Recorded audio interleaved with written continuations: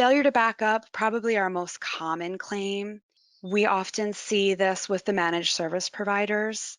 They're supposed to keep all of the backups for their clients. So if something happens to their clients' files, they can say, okay, just restore my backups so I can get back up and running.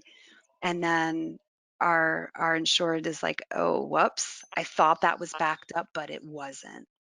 You never know what you're supposed to be backing up for a client.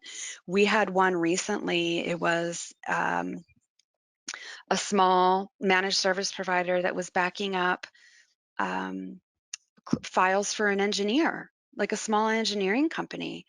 No big deal. Well, that one server that wasn't backed up happened to have major engineering design plans that they have to now recreate from scratch, which is estimated to be about $300,000.